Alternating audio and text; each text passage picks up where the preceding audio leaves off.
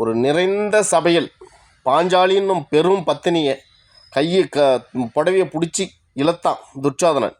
அதில் குற்றவாளி யார் என்றால் துச்சாதனன் மட்டும் குற்றவாளி யார் என்று கேட்டால் நான் அனைவரையும் குற்றம் சாட்டுவேன். கர்ணன் குற்றவாளி, பீஷ்மர் குற்றவாளி, துரோணாச்சாரியார் குற்றவாளி.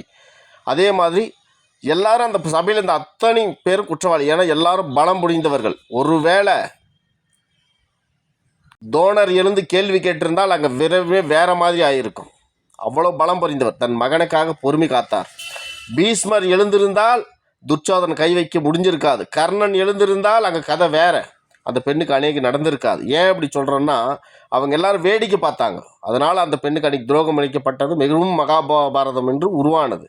இங்கே செய்கின்ற போலி அரசியல்வாதிகள், போலியாக கொள்ளையடி வாக்குறுதியில் கொடுத்து கொள்ளையடிப்பவர்கள், இந்த மண்ணை கொளுத்து திரும்ப ஒரு மலையை வெட்டி வைக்கிறதும் மண்ணை கடத்துறதும், இந்த நாட்டுக்கு எதிரான அத்தனை அட்டூழியங்கள் செய்கிறதும், மதத்துக்கு எதிராக மனிதர் வாழ்க்கைக்கு மதம்தான் பெருசு, இல்லை இல்லை மொழிதான் பெருசு, இனம்தான் பெருசு என்று பிரித்தாள்கின்றவர்களை, அதே மாதிரி தொண்டு நிறுவனங்களை வைத்து நாங்கள் மக்களுக்காக தொண்டு செய்கிறோம் என்ற பெயரில் பல கோடி ரூபாய் வாங்கி சில லட்சங்களை மட்டும் கொடுத்துட்டு பல கோடியை பாக்கெட்டில் போட்டுக்கின்னு எந்த நடிகன் சத்தாலையும் நான் முன்னே போய் நின்றுக்கிறது, எந்த இதுவும் சத்தாலையும் போய் முன்னே போய் நின்று அவனுக்கு சோறு போட்டு நான் தான் பெரிய தொண்டாட்டுகிறேன் என்று மக்களிடம் பல கோடிகளை வசூல் பண்ணி ஏமாத்துகின்றவர்களை அம்பலப்படுத்த வேண்டியது நம் கடமை.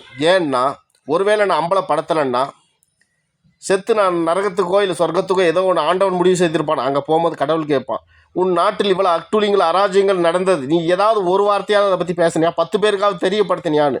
ஐயா நான் தெரியப்படுத்தினேன் சாமி அப்படின்னா அந்த ஆண்டவனிடம் சொல்லலாம். அதுக்காக தான் நான் இந்த வீடியோவை போடுறேன். யூடியூப்பில் எனக்கு 10 பைசா வருமானம் வராதுன்றது 150% எனக்கு தெரியும். எனக்கு வியூஸ் தரமாட்டாங்கன்றது தெரியும். எனக்கு கண்டென்ட் போட தெரியாது, பொய்யா பேச தெரியாது. அதனால் நான் போடுறது தப்பு இல்லை. யார் மனசாவது புண்பட்டால் என்கிட்ட நேரடி அழைச்சி பேசுங்க. அப்புறம் வீட்டில் இருக்கிறவங்ககிட்ட ஃபோன் பண்ணி சொல்கிறது, அப்படி ஃபோன் பண்ணி சொல்கிறது, இவர் என்ன அப்படி ஆகிட்டார் இப்படி ஆகிட்டார். நான் என்ன நல்லா தான் இருக்கிறேன். உண்மையை சொல்லப்போனால் என் மனக்குமுறுகளை இந்த காணொளி மூலியமாக சொல்லுவது, இந்த யூடியூப் வலைவொலிகளை நான் பயன்படுத்துவது என் மனத்துக்கு கொஞ்சம் நிம்மதியாக இருக்குது. இவன் இந்த தப்பை செஞ்சுருக்கான் பாருங்கள் அப்படின்னு குஸ்தி காட்டுறேன். இதில் 1000 பேர் இருக்கீங்க, 100 பேர் மனசுக்கு போய் சேர்ந்தா போதும். எனக்கு அது 100 பேர் கேட்டால் போதும் எனக்கு. நன்றி, வணக்கம்.